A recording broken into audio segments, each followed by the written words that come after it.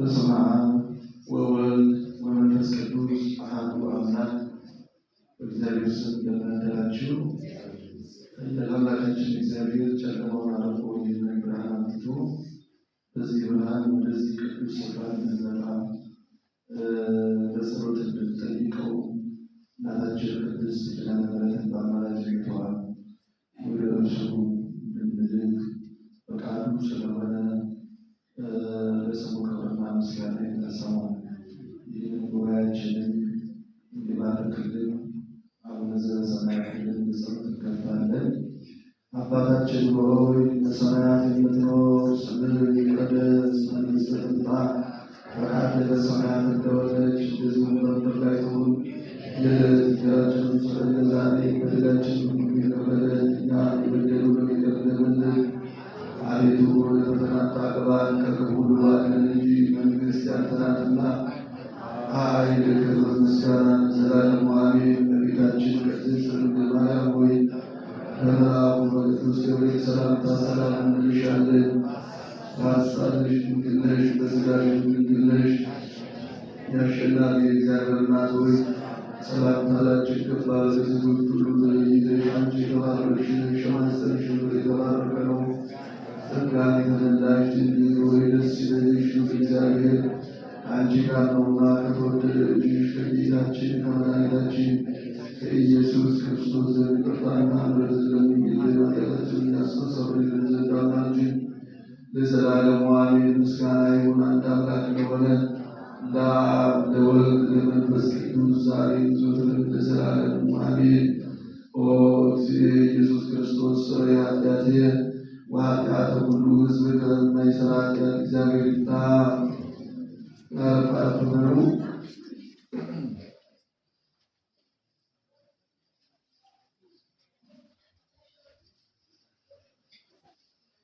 ቃል ሲነገር ልስማ፣ አምላክ ሆይ እባክህን። ወንጌል ሲሰበክ ልስማ፣ ጌታ ሆይ እባክህን። ልቤን ክፈተው፣ ልቤን ክፈተው፣ ልቤን ክፈተው፣ ልቤን ክፈተው። የልድያ ልብ እንደከፈተው ልቤን ክፈተው፣ ልቤን ክፈተው፣ ልቤን ክፈተው፣ ልቤን ክፈተው። የልድያ ልብ እንደከፈተው ቃል ሲነገር ልስማ፣ አባት ሆይ እባክህን። ወንጌል ሲሰበክ ልስማ፣ አምላክ ሆይ እባክህን። ልቤን ክፈተው፣ ልቤን ክፈተው፣ ልቤን ክፈተው፣ ልቤን ክፈተው። የልድያ ልብ እንደከፈተው ልቤን ክፈተው፣ ልቤን ክፈተው፣ ልቤን ክፈተው፣ ልቤን ክፈተው።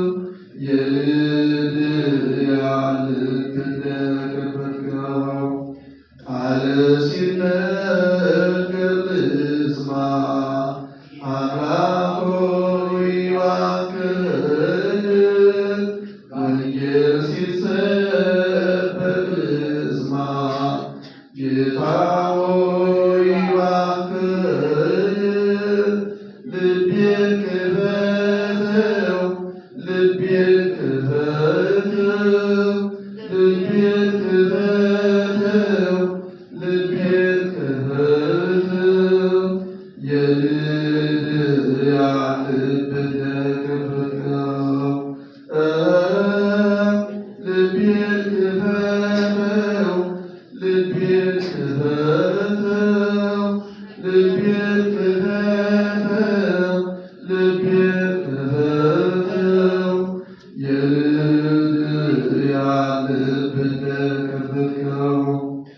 መዝሙሩ አምላካችን እግዚአብሔር የተመሰገነ ይሁን።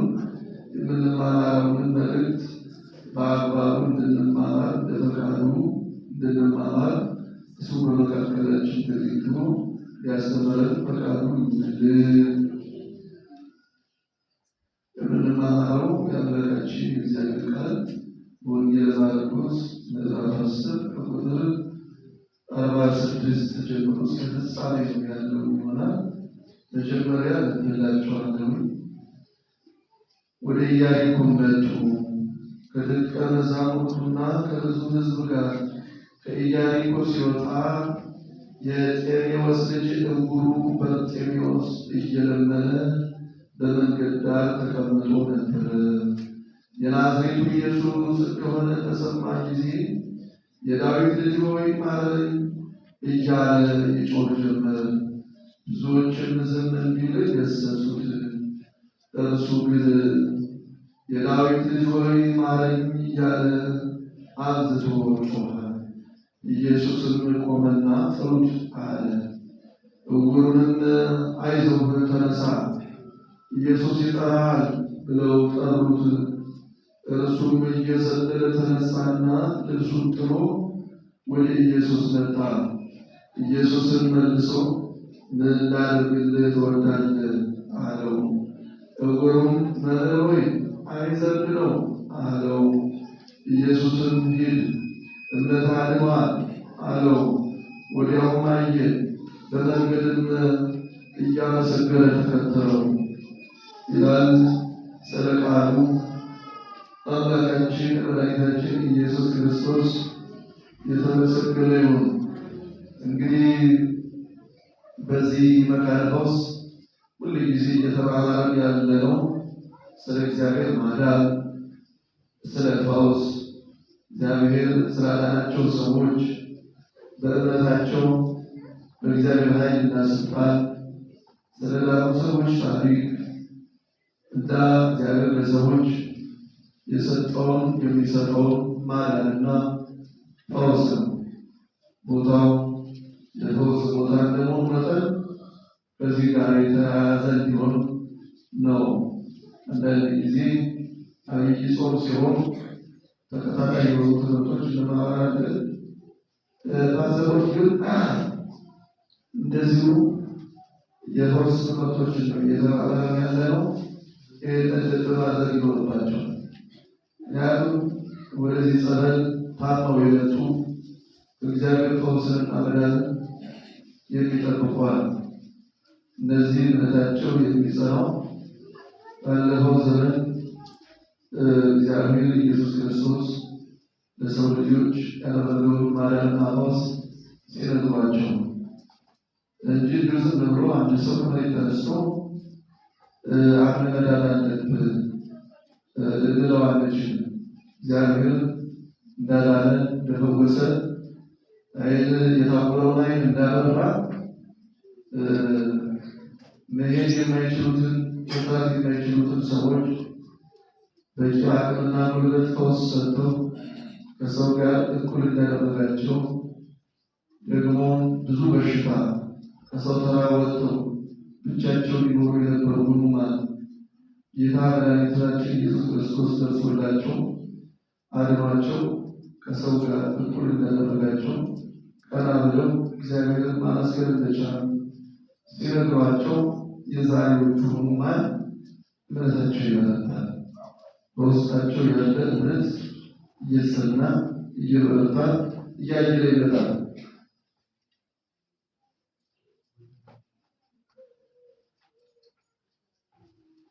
እና ከዚህ አንጻር ስለ ፈውስ የምንማረው ነገረ ፈውስ የምንማረው ማለት ነው። ቦታው ያው መካነ ፈውስ በተለምዶ ጸበል እንለዋለን እንጂ ጸበል አዋር ማለት ነው። ይህ ጸበል የተወሰደው ጌታችን መድኃኒታችን ኢየሱስ ክርስቶስ በዮሐንስ ወንጌል ላይ ያንን እናቱ ማኅፀን ዓይነ ስውር ሆኖ የተወለደውን ከማለቱ በፊት ምራቁን ወደ መሬት ትፋለ። አቧራ ላይ ማለት ነው፣ የደቀቀ አፈር ላይ ያንን የደቀቀ አፈር በምራቁ አላቆ ምንም አይነት የአይን ምልክት ያልነበረው ደረቅ ግንባር ይባላል። እንደ ቅል ታውቃላችሁ፣ እንደው ቅል ባታውቁም ዱባ ታውቃላችሁ፣ ዱባ ባታውቁም ሀብሀብ ታውቃላችሁ። ልክ እንደዛ አይነት ቅርጽ የነበረው ነው። ገና ከእናቱ ማህፀን እንደዛው ነው የተወለደው። እንደዛው ነው የተወለደው በእግዚአብሔር መለኮታዊ ዕቅድ ነው። ይህንን አይነ ስውር አድርጎ እግዚአብሔር ይከብር ዘንድ የመድኃኒታችን ኢየሱስ ክርስቶስ የአምላክነት ስልጣኑ በዓለም ይረጋገጥ ዘንድ እግዚአብሔር እንደዛ አድርጎ ከእናቱ ማህፀን እንዲወለድ አደረገው። ከሐዋርያት የተቀረበለት ጥያቄ በሰጠው መልስ እንደምናረጋግጠው ማለት ነው እና መድኃኒታችን ኢየሱስ ክርስቶስ ጸበል ወይም አቧራ ላይ ደቀቀ አፈር ላይ እንትፋል። እንግዲህ ለሰውነቱ ተርፋ እንደ አምላክነቱ ደግሞ የማዳን ኃይል በምራቁ ውስጥ አለ። ያንን አቧራውን የደቀቀ አፈር በምራቁ አላቆት ደናልጎ አላቆት ሰውን ከአፈር የፈጠሩ እኔ ነኝ ሲል ከዛ በኋላ ምንም አይነት የዓይን ምልክት ባልነበረው በዛ ሰው ደረቅ ግንባር ላይ የቀኝ ዓይኑ መኖር ከነበረበት ትክክለኛ ቦታ ላይ በጭቃው የዓይን ስዕል ሳለ፣ የግራ ዓይኑ መቀመጥ ከነበረበት ስፍራ ላይ አሁንም የዓይን ስዕል ሳለ፣ የግራ ዓይኑ ስዕል ሳለ፣ የቀኝ ዓይኑ ስዕል ሳለ። የእኛን እነዚህ አሁን የተሸከምናቸው መልኮች ያንዳንዱ የሰውነት ክፍሎች ያዘጋጀ ማለት ነው።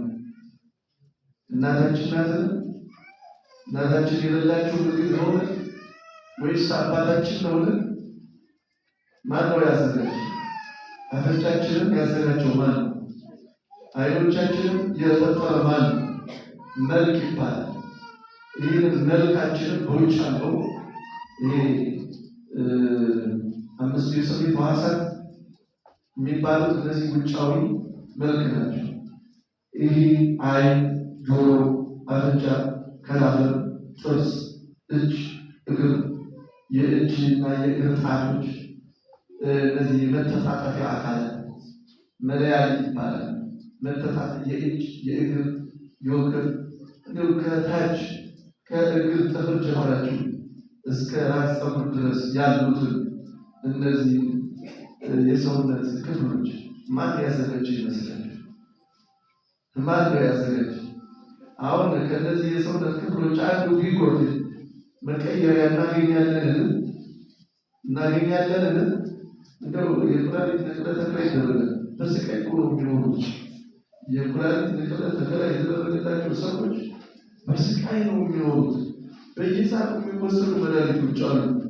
እንደ ልባቸው አይወጡ፣ አይዘሉ፣ ከባድ ስራ አይሰሩ፣ ያገኙት ሁሉ አይልም። ችግር እኮ ነው። እሱ የሰጠን በተፈጥሮ የእያንዳንዱ የሰውነት ክፍል ግን አደጋ ይችላል፣ በሽታ ይቋቋማል። እንደ ልባችን እንድንዘል፣ ከባድ ስራ እንድንሰራ፣ ያገኘነውን ሁሉ እንድንበላ እያደርጋል ማለት ነው። እንግዲህ በልተን እግዚአብሔር ማለት ነው። ጤና፣ ውሃ፣ ሰላም እያሉ ማንም እንዳሉ አይቆጥራቸው፣ እንደ ሀብት አይቆጥራቸው። ሲጠፉ ሲታጡ ግን ከምን በላይ በዓለም ላይ ለሰው ዘር በጣም እጅግ አስፈላጊ መሆናቸው ይታወቃል። እናው ጤነኞች ያንዳንዱ ከራስ ፀጉራችን እስከ ፀጉራችን ያሉ የሰውነት ክፍሎቻችን ሁሉ ጤነኞች ናቸው አይደል? አብዛኞቻችን ጤነኞች ናቸው። እንደው እዚህ ውስጥ የታመሙ በጣም በስቃይ እያሉ ገባህ ቁጥር በጣም ትንሽ ነው ማለት ነው። እጅግ በጣም ትንሽ። አብዛኞቻችን ግን ጤነኞች ነን። ይህንን ጤና ያደረገ ማለት የእያንዳንዳችን የሰውነት ክፍሎቻችን በደህንነት የጠበቀ ማለት ነው። እየሰማችሁ ነው? እግዚአብሔር ነው። እና የእያንዳንዳችን የሰውነት ክፍሎችን የፈጠረ ማለት ነው። የመልካችን መሐንዲስ ማለት ነው። የቁመናችን መሐንዲስ ማለት ነው። በውስጥም በውጭም ያሉ እንግዲህ ውስጣዊ ኦርጋኖች አሉ። ውስጣዊ የሆኑ የሰውነት ክፍሎች አሉ። ጥቃቅንም ትልልቅም በስም የታወቁ አሉ። ደግሞ ገና እነዚህ አናቶሚ የሰውነት የውስጥ ክፍል የሰውን አካል የሚያጠሩ እነዚህ አጥኞች ስም ያልሰጧቸው በውስጥ በጣም ትንሽ የሆኑ በመጠናቸው ትንሽ የሆኑ አሉ የሰውነት ክፍሎች። እነዛን ለምን እንዳዘጋጃቸው እነሱ ገና አላወቁ። ለምሳሌ ኩላሊት የስራ ድርሻው ታውቆ ሊሆን ይችላል፣ በመጠኑ ማለት ነው። የጉበት የስራ ድርሻው ታውቆ ሊሆን ይችላል፣ በመጠኑ። እኔ ትልቅ የተሸከሙ ቅብ ከአንገታችን በላይ ያለው የቅብ ውስጥ ያለው በመቶ ሚሊዮኖች የሚቆጠር ትንሽ ሕዋሳት የተሰበሰቡበት የአንጎል ክፍላችን የተያያዘው እጅግ በጣም ደቃቅ ወይም በጣም ቀጫጭን በሆኑ የደም ስሮች ምን በላው ምን ጠጣው ይህ ቅብ ውስጥ ላለው አካል ይደርሰዋል። ምናስበው ለምሳሌ አሁን ስትሄዱ አሁን ቆማችኋል። የቆማችሁት አይኖራችሁ ስለሚሰራ የምትሄዱ እግራችሁ ይሄዳል፣ እጆቻችሁ ይንቀሳቀሳሉ። እኔ እናገራለሁ በራሴ ይኸው የማስበውን ቃላት አውጥቼ እናገራለሁ። ከየት መሰላችሁ ምላሴ ላይ የሚጠራጠረው ሀሳቡ የት መሰላችሁ የሚፈጠረው ቃላቱ እነዚህ ሀሳቡ አቀናበሬ የምናገርባቸው ቃላት ከየት የምንጠራጠሩ ይመስላችሁ? ከአይምሮ በቅጽበት ነው። በጣም ፈጣን ኮምፒውተር የተሰራው ከሰው አይምሮ በጣም ፈጣን እና ከዛ ነው የሚጠራጠሩት ማለት እና አይምሯችን እዛ በጣም ጥቃቅን የሆኑ የደም ስሮች አሉ። ምንም ዋጋ የላቸው ብላችሁ ልታስቡ ትችላላችሁ። እግዚአብሔር ግን በነዛ ውስጥ ስራ ይሰራል። ይኸው አየር እያለ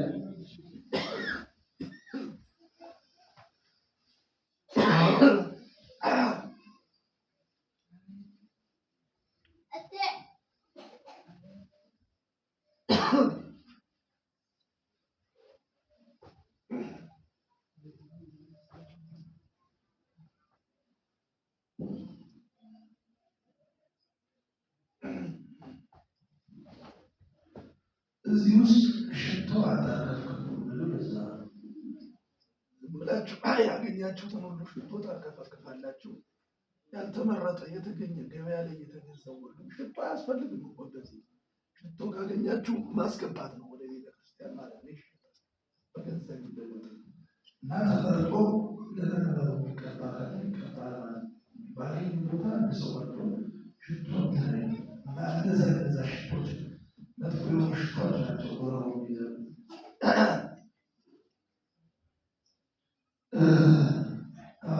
ለመመለስ በጣም ብዙ ጊዜ ወስድ ነው ማለት ነው። ጥሩ ነገር እየተናገርኩ እያለ በቃ የእግዚአብሔር ድንቅ ስራ እንዳልናገር እነዚህ ብናኝ የመሰሉ ነገሮች አሉ። እነዛ ናቸው እዚህ የሚፈጥሩት እና አእምሯችን ውስጥ እዚህ አንጎል የሚባለው ውስጥ ጠቃሚ ያሉ ነገሮች ሐኪሞች ያልተረዷቸው ስም ያልሰጧቸው በሚሊዮን የሚቆጠሩ የሰውነት ክፍሎች አሉ።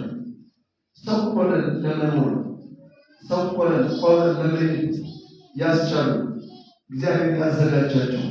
አሁን እኛ ምና የራሳችን ራስ ጸጉር የጸጉር ተገላ ሰው ይሄ ጸጉር ሲመለጡ ጸጉሩ ያስተክላል። ጸጉሩ ሲሸበት ቀለም ይቀባል። አሁን ራሳችን ላይ የምናፈሳቸው ምንነታቸውን የማናውቃቸው የጸጉር ቀለም እና ውበት ይሰጣሉ ብለን የምናፈሳቸው እነዚህ ኬሚካሎች አጥንታችንን ሰርገው ገብተው አንጎላችን ላይ አደጋ የሚያደርሱ ናቸው። ብዙ ሰዎች አንጎል ካንሰር የተለያየ አንጎላቸው እንዳይሰራ የሆኑ ሰዎች አሉ እና ወይ ተፈጥሮ ለተፈጥሮ ራሳችን ያዘጋጀን ቢሆን አሪፍ ነው። ከኬሚካል ነፃ የሆነ ወይ ደግሞ ደህንነቱ የተረጋገጠለት በጣም ሰርቲፋይድ የሆነ ካልሆነ ሰው ያገኝ እነሱ ራስ እኮ ከባድ እኮ ነው። አንጎል እኮ ከባድ ነው። ከአንገት በላይ ያለ ነገር በጣም ከባድ ነው። የተገኘ ነገር አይቀባል። የተገኘ ነገር ማለት አይናችን ውስጥ ሐኪሞች ካዘዙ መድኃኒቶች ብሎ ደስ ይላል። ለጊዜው ማስታገሻ ነው መኖር አይቻልም። መድኃኒት ቢሆን ማለት መድኃኒት ቢሆን ዝም ብሎ ያለ ሐኪም ትእዛዝ ያለ አዋቂ ያለ ሊቃውንት ሳያጥር እስካሁን ድረስ ተጠርተው መድኃኒቶቹ ያንዳንዱ ይሄ ለዚህ ተብሎ ተጠርቶ እነሱን የሚያዘጋጀው እግዚአብሔር። እነዚህ ሐኪሞችን ደግሞ እግዚአብሔር ከፈጠራቸው እጽዋት ነው መድኃኒቶቹ የሚያዘጋጇቸዋል። ሁሉም ከእግዚአብሔር የራቀ አለ። እነዚህ ደግሞ ሕክምና ምናምን የሚባለው ጥበብ በጠቃሚ እውቀት እግዚአብሔር በፈቀደው ጠቃሚ እውቀት የሆነ ነው። ሕክምና የመድኃኒት ሕክምና እግዚአብሔር የወደደው የታመመን ሰው ማለት በእግዚአብሔር የተወደደ ነው። ያጸድቃል ማለት ነው። ክፉ እውቀት አለ። ይሄ ክፉ እውቀት ጠማማ እውቀት ከሰይጣን የተገለጸ እውቀት ነው። ለምሳሌ ሌብነት አሁን ምን ትሉታለች? ጠቃሚ እውቀት ትሉታለች።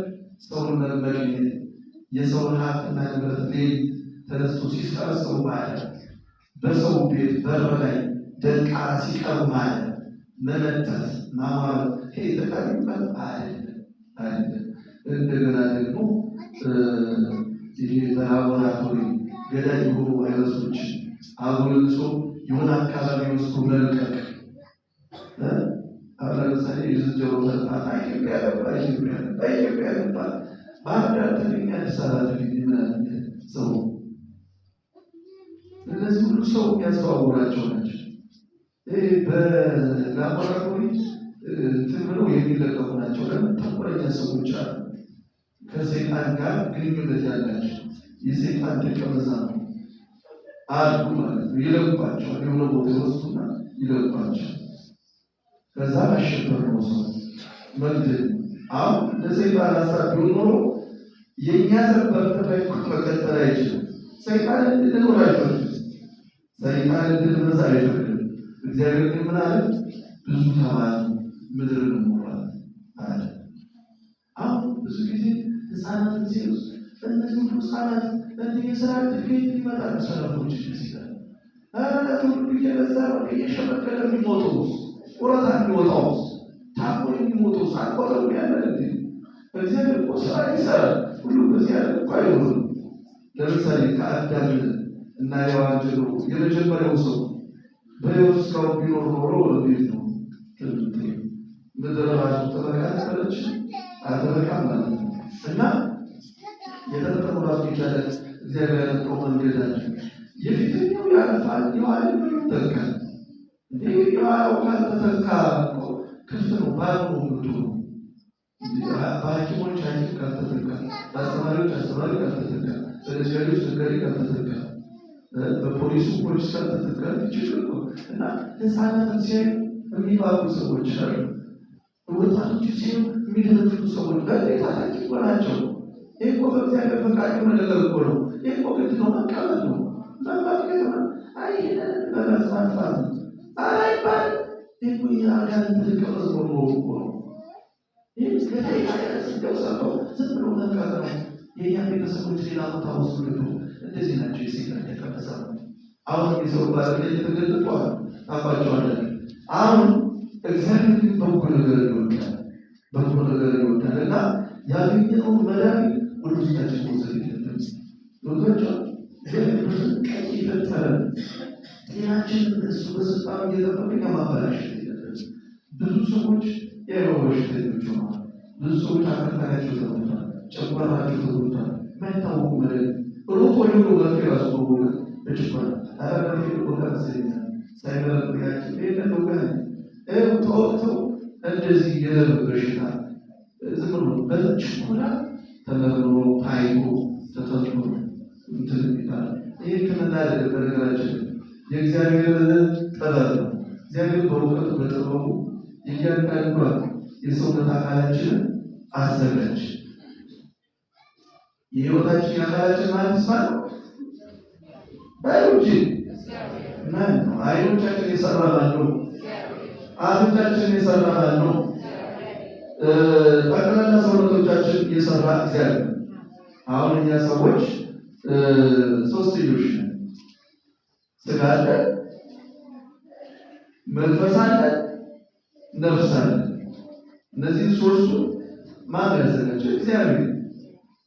ግን አንድ ሰው እግዚአብሔር በስም በግብ በአካል ሶስት ሲሆን እግዚአብሔር ነው።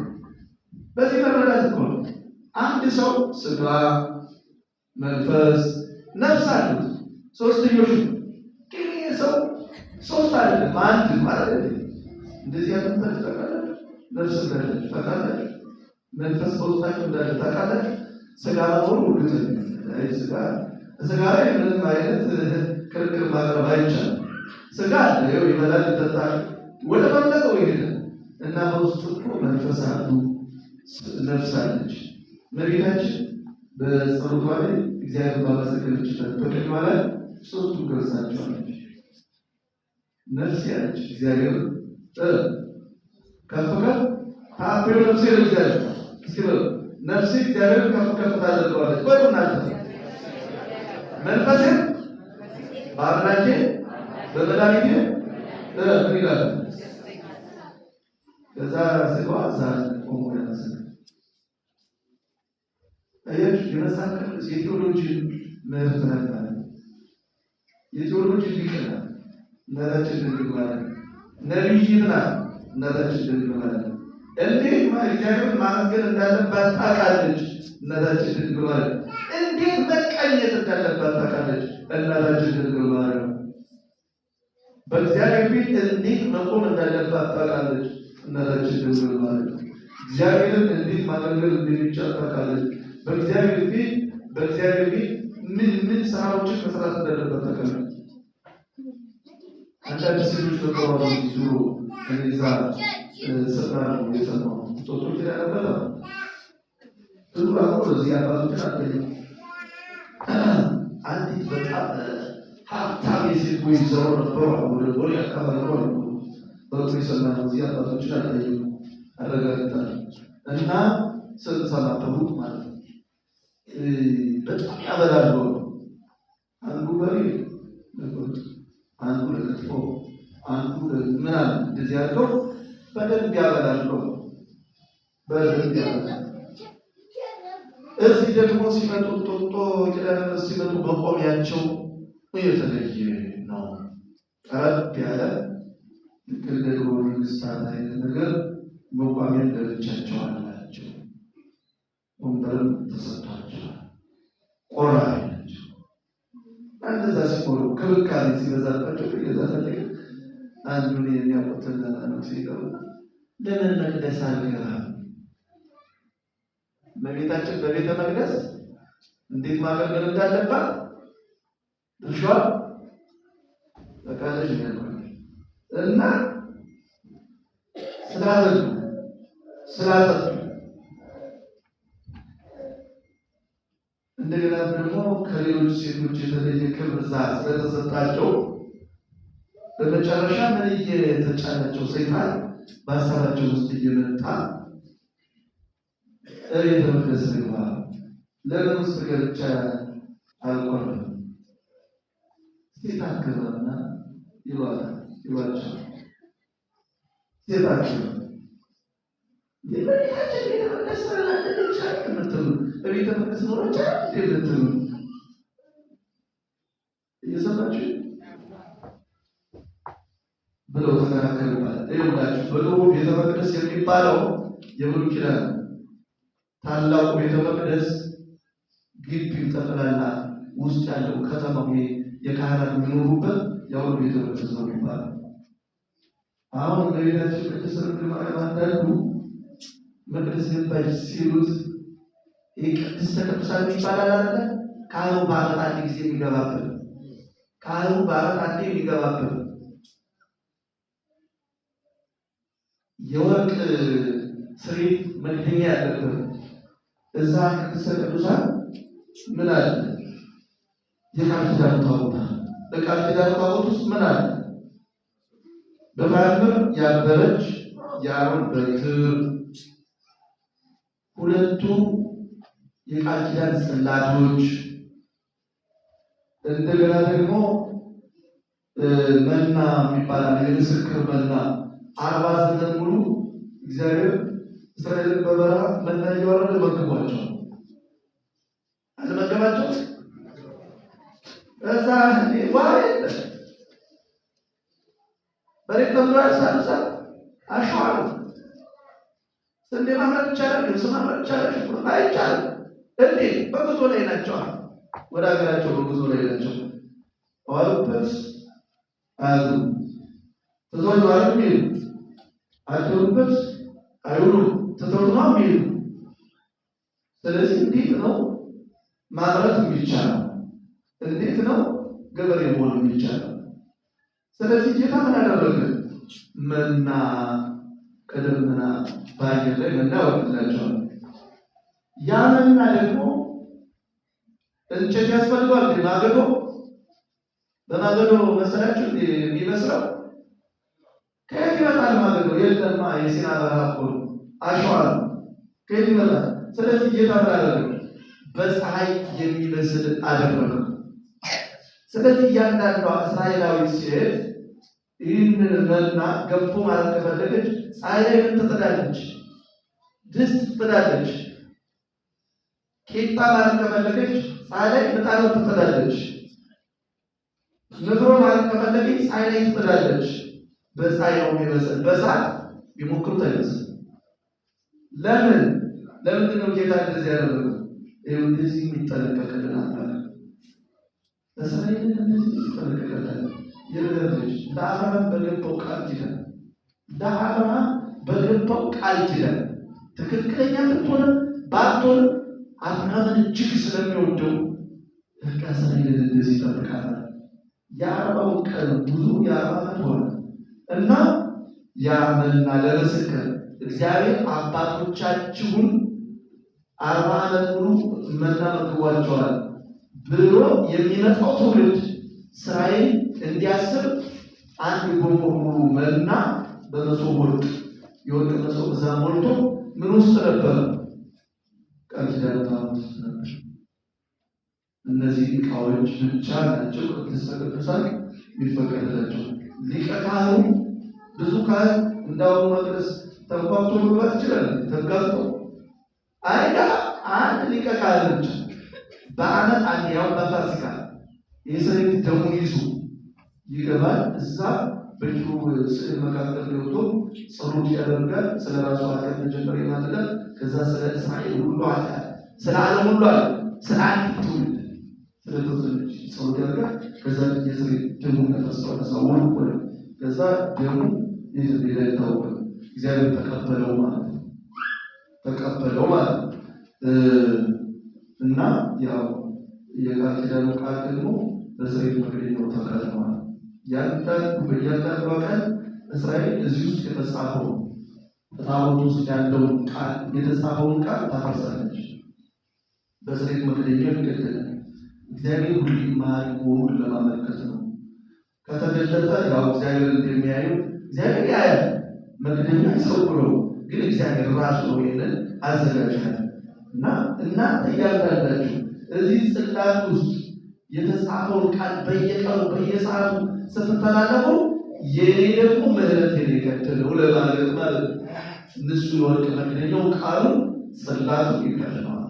ምሳሌ ስለዚህ ምንድን ነው እናታችን ቅድስት ድንግል ማርያም በቤተ መቅደስ ኖረች ሲባል ደናግል ሴቶች በሚኖሩበት አካባቢ ቦታ ተሰጥቷል ማለት ነው እንጂ ቅድስተ ቅዱሳን እዛ ትልቁ እንደዚህ አይነት የሚያስብ ሰው አለ። በጣም ምስኪን ማለት ነው።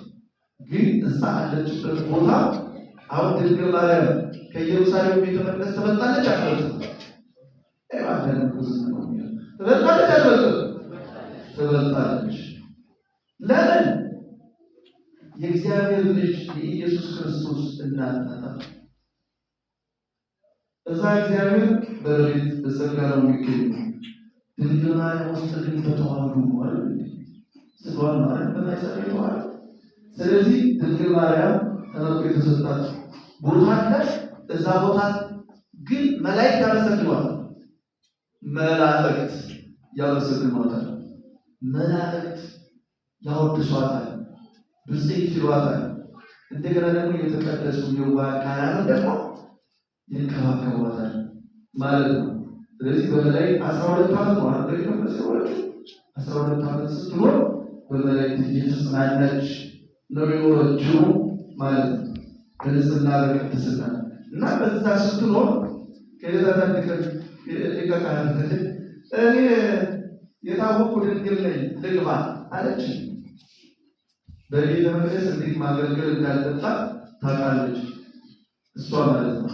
እና እነዚህ የኛዋ ማለት ነው በጣም ክብካቤ ሲበዛባቸው ልግባ ቤተ መቅደስ እዛ ገብቼ ውስጥ መቅደስ ገብቼ ልቆረብ እንዴት ሴት አይገባም እንዴ? ማለት ነው ሲያታለች ትሮል እንደዛ እያላችሁ ታስተምሩልኝ። አሁን እቺ ሴትዮ ራሷን ከማን እናስተካከለች ማለት ነው? እጅግ ከተቀደሰች ከፍጡራን በላይ ከፈጣሪ በታች ከሆነች ከጌታችን ከኢየሱስ ክርስቶስ ራሷን ረድኤት ማለት ነው በማብላቷ በማጠጣቷ እና ደግሞ እዛ የተለየ ክብር ስለተሰጣት እንደዚህ ያለ አይሆንም ማለት ነው። አይሆንም ማለት የቆሮችን ተጋድሎ ነው የሚደርስ። አይሆንም ሲባል ዳግመኛ እዚህ ተፈርሻለ ጥንቅር ብላችሁ ቅሩ አልመጣባችሁም ብላ ጠፋች። አሁን ድርሻቸውን ያውቃሉ እነዚህና ጥሩ ናቸው። ጥሩ ነው ያደረጉት። ከማንም መብለጥ የለብንም። እዚህ ስንመጣ ይውላችሁ በቤተ መቅደስ ንጉሱና ሰራዊቱ ንጉሱና ሎሌው እኩል ናቸው አለ። እኩል የእግዚአብሔር ልጆች ናቸው። ንጉሱ ከሰራዊቱና ከሎሌዎቹ ጋር እዚህ ሲመጣ የአባቱ ቤት ነው አይደለ? ወንድሞቹ ናቸው። ለሰራዊቱ ለአገልጋዮቹ ደግሞ ንጉሱ ምናቸው ነው? በእግዚአብሔር በኩል ወንድም ናቸው። ንግስቲቱ ገረዶቿን አስከትላ ልትመጣ እዚህ ጋር ገረዶቹ ንግስቲቱ እኩል ናቸው አይደል? እኩል ናቸው። እሺ ሀብታሞች ናቸው እኩል ናቸው።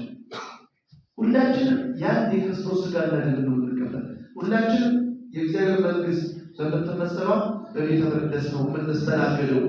እዚህ ጋር አንድ ወንበር ከፍ ያለ ሌላው ዝቅ ያለ ይመስላችኋል? የለም። ምናልባት የቦታ ጥብብ ካልሆነ በስተቀር እኩል ነው ማለት ነው። እኩል ነው፣ እንደ ቀለበት ነው። አሁን መንግስተ ሰማያት እንደ ቀለበት ነው። የቃል ኪዳን ቀለበት አላቸው አለ። አሁን እሱ የገጠመብን የት ላይ ነው አይታወቅም። እንዳይታወቅ አድርጎ የሰሩ የግል እዚህ ጋር የተገናኙ ምናምን ብለን ታውቃላችሁ። እዚህ ጋር ይፈታል ብለን የለም። ፍጹም ነው፣ ክቡ ፍጹም ነው። የተገናኘበት ቦታ አይታወቅም። ፍጹም ክብ አድርጎ ነው የሰሩት። መንግስተ ሰማያት ሲገባ እንደዛ ነው። መግባት ለምሳሌ ወደ ጣታችሁ ስታስገቡ ያለን ቀለበት ይሄኛው ጣት የቀረ ምናምን ይሄኛው የጣት አካል ቀለበት አልደረሰው ትላላችሁ። ወደ መንግስተ ሰማያት የገባ ሰው እንደዛ ነው። አሬ ካባበታችሁ ካባባ ላይ በክብር መበላለጣል። እዚህ ሰው ሲገድል የኖረ ባለ ንስሐ ገብቶ እንትን ያለና አብርሃም አሉ ባለመቶ አሉ፣ ባለ 60 አሉ፣ ባለ 30 ነገር ግን የእግዚአብሔር መንግስት አንዱ ወጣ፣ አንዱ ደጋ፣ አንዱ ልጫማ፣ አንዱ ደግሞ ምቹ እንደዛ ይባላል። ምቾቱ ያው ህይወትን መልበስ ነው፣ ክብርን መልበስ ነው፣ ደስታ መልበስ ነው። በክብር ግን የሚበላለጡ ማለት ነው። የእግዚአብሔር መንግስት ግን ለሁሉም እኩል ነው የምትወረሰው። በእግዚአብሔር ቤት ውስጥ እንደዚህ ነው ማለት እና ለኛ ሰዎች ምን አለን? ስጋ፣ መንፈስ፣ ነፍስ አለን። እመቤታችን ይህንን ገልጻለች ማለት ነው። ስለዚህ መድኃኒታችን ኢየሱስ ክርስቶስ የህይወታችን መሐንዲስ ነው አድርጋችሁ ይህን ሰው ጸበል ስለሚባለው እዚህ የተለቀቀ አፈር ላይ በራሱ ክትፍ ብሎ አላቆ የአይን ምስል ቀባው። ከቀባው በኋላ ሂድና በሰሌው ማታ ተባለ። ይህ ሰው አላይ ነው። ቶሎ መመሪ ወደ ሰሌው ማታ ተጠጠጠጠላ ወደ ሰሌው ማታ ነው ሄዱ ታታ ወዲያው ሁለተኞቹ ግሩ በሩለት እያየ መጣ ወደ ማን እያየ መጣ። ወደ ማን? ወደ ኢየሱስ ክርስቶስ። አሁን ይህ ሰው መከራከር የሚችልበት ብዙ ምክንያት አለው። ቃል ተናግረህ ወይም እጆችን ጭነህ ዓይኔን አብራልኝ እንጂ የምን ጭቃ? መጀመሪያ ጭቃ ሲቀባ በእምነት ነው የተቀባ። አሁን እናንተ ቶሎ ምንድን ነው የምታደርጉት? ይሄ የሶርያው ሀገረ ገዥ ንዕማን ነቢዩ ኤልሳዕ ወደ ሊባኖስ ማነው ወደ ዮርዳኖስ እናታታ ሲሆን እንዴ እኔ ደግሞ አለ እኔ አስቤው የነበረ የአምላኩን የእግዚአብሔርን ስም ጠርቶ እጁን ጭኖ ከለምጤ የሚያደርግ መስሎኝ ነበረ። ወደ ዮርዳኖስ ወንዝ ይለያል። በሀገሬ አባላና ፋርፋ የሚባለው ሶርያ አባላና ፋርፋ የሚባሉ ታዋቂ ወንዞች አሉ። እንደ ዮርዳኖስ አባላ ፋርፋ የሚባሉ ወንዞች አሉ። እዛ የእንችል ተጠሪ ውሃ ምናለ ቃ ደግሞ ጎንደር የውሃ ምናለ ቃ አያችሁ። በነቢዩ ውስጥ ማን ነው የሚናገረው? በነቢዩ ውስጥ ፈቃድ እያደረገ ያለ ማን ነው? ነቢዩ የእግዚአብሔር ፈቃድ ማለት እየተናገረ ነው። ስለዚህ እሺ ብሎ የነበረበት ተከራከረ። ግድ ለሚዳለ ሲታጠብ ይወቀለሱ ነስ እንደዚህ ማለት ከፍተኛ የሆነ ምስጋና አቀረበ። ከኢየሩሳሌም የእስራኤልን አፈር ጭኜ መሄድ አለብኝ አገር አያችሁ። አፈሩ ራሱ መሄድ አለበት አይደለም። አፈሩ አዳይ ነው። እየሰማችሁ ነው። አፈሩን ይዤ መሄድ አለብኝ አለ። በግመል ብቻ ያለ ሰው የኢየሩሳሌምን አፈር እሱ ሳይሆን ቀረብ ያደረገው እና ጭኖ ወደ ሶርያ ይገባል። ወደ ሶርያ በቤተ መንግስቱ ዙሪያ ባሉ እርሱ በሚኖርባቸው በእርሻው ላይ ዘራው እየሰማችሁ ነው። ስለዚህ ምንድን ነው ይዞ የለ ጸበል ነው አፈሩ ይባላል። ስለዚህ ጸበል የተባለው ከዛ ወዲህ ጸበል ተባለ ማለት ነው እንጂ እኛ የምንለው ማየፈውስ ነው። ማየፈውስ ማለት የሚያድን ውሃ፣ የማዳን ውሃ፣ ፈውስ የሚሰጥ ውሃ፣ እግዚአብሔር ማዳኑንና ኃይሉን የሚያስተላልፍበት ማለት ነው። አሁን እዚህ ጋር በእናታችን በቅድስት ኪዳነ ምሕረት ስም የሆነ የሚያድን ግን ማለት ነው። የሚያድን ማለት ነው። ፈውስ የሚመጣው ከማለት ነው ከእግዚአብሔር ነው። እሷ ታማልዳለች።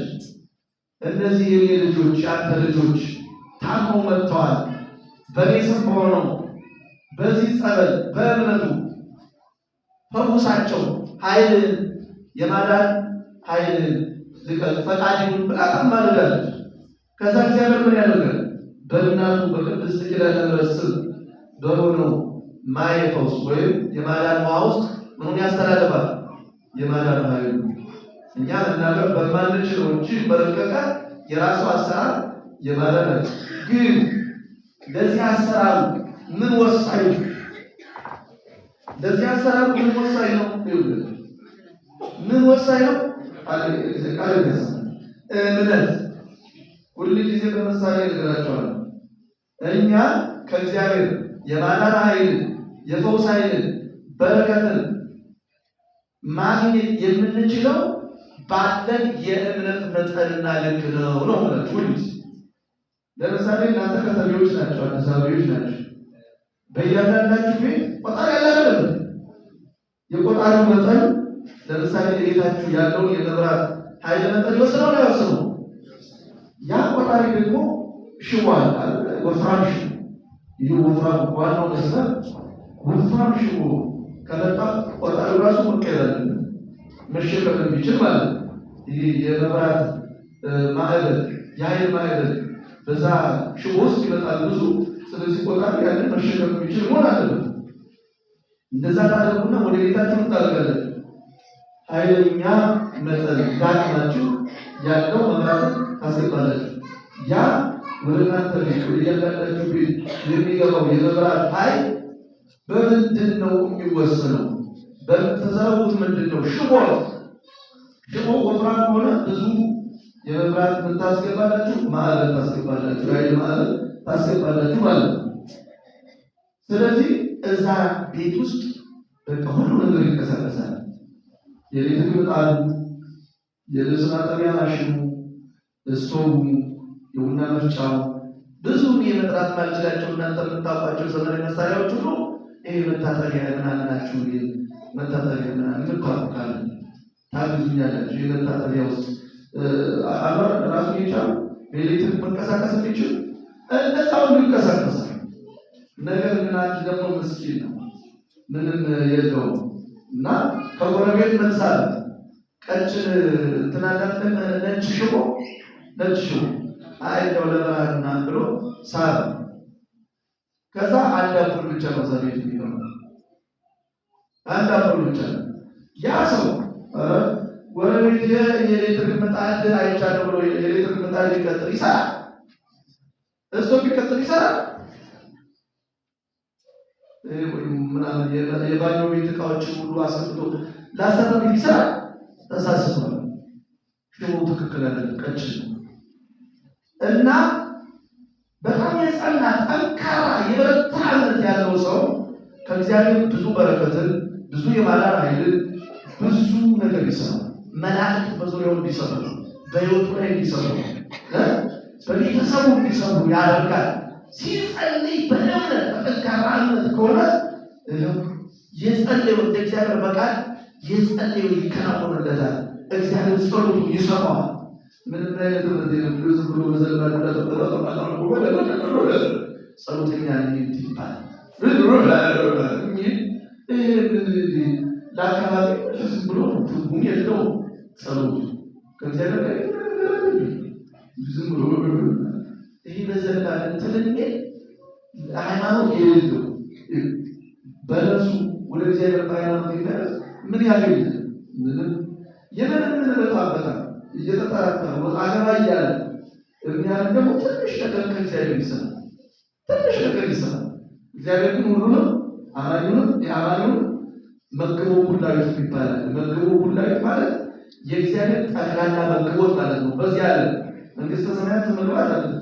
በዚህ ያለ መንግስተ ሰማያት እንዴ የተጋደሉ ያመኑ የተቀደሱ ናቸው፣ የታዘዙ ናቸው የሚገቡ ማለት እና በዚህ ዓለም ግን አርሶ ዘርቶ ይልቃል፣ ወልዶ ይበሳል። በመግቦ ኩላዊት በእግዚአብሔር ጠቅላላ መግቦት ሁሉም ተጠቃሚ። ለምሳሌ ወንጌል ማቴዎስ ምዕራፍ 5 ቁጥር 45 ላይ የሰማይ አባታችሁ ይላል ለኃጥአንና ለጻድቃን ፀሐይ ያወጣል፣ ለደጋጎችና ለክፎች ዝናብን ያዘንባል። ይህ ምንን ያሳያል? መግቦ ኩላዊት ጠቅላላ የእግዚአብሔር መግቦት ያሳያል ማለት ነው። እዚህ ጋር እግዚአብሔር ልዩነት ያደርጋል። ለነፍስ ያነቻ ለኔ ስለሚያምኑ ብሎ ለእኛ ጥሩ ዝናብ ሰጥቶ ለሌሎቹ እንዳይዘንብ ማድረግ ይችላል? አይችልም። እግዚአብሔር ነዋ። እኛ እንደዛ አይነት አስተሳሰብ የለን። እግዚአብሔር እያንዳንዳችን መጨረሳችንን እያወቀ ኃጢአተኛ ብንሆን በቸርነቱ ይታገሰናል፣ በትዕግስቱ እድሜ ለንስሐ ይሰጠናል። መጨረሻችን የማንመለስ በሁሉ ራሱ እያወቀ ለምን? ትዕግስትና ቸርነት የባህሪው ስለሆነ ማለት ነው። ይሄ የማይመለስ ስለሆነ የገደልኩት አይ በቃ የእሱ ምንድነው ስለምን የተከበረና ከተሬሴ ከተሳ ላይ ሁሉ ጌትነት አምላክነት በሁሉ ላይ ይቅር ባይ እንድትሆን ያደርጋል። በቃ ጌትነት ይሄ ጌታ መባሉ አምላክ መባሉ ምክንያቱም ፍጹም ስለሆነ ማለት ፍጹም ስለሆነ አሁን በዚህ ዓለም ያሉ ነገስታት ፍጹማን አይደሉም። በግድ ነው እኮ የሚገዙ ባይ እኮ ነው የሚገዙ ታምገዙ የሆነ ነገር ካላቸው ሰቤት ውስጡና ይታጠቀዋል። ለምን አይላቸው ውስጥ ነዋ እንደው የግዛታቸው ዘመን 40 ዓመት ምናምን ተዛቀሩ። እሱ ግን ፍጹም ነው። ስለዚህ ለራሳችን ነፃነት ሰጥቶናል። ግን ምን ይላል?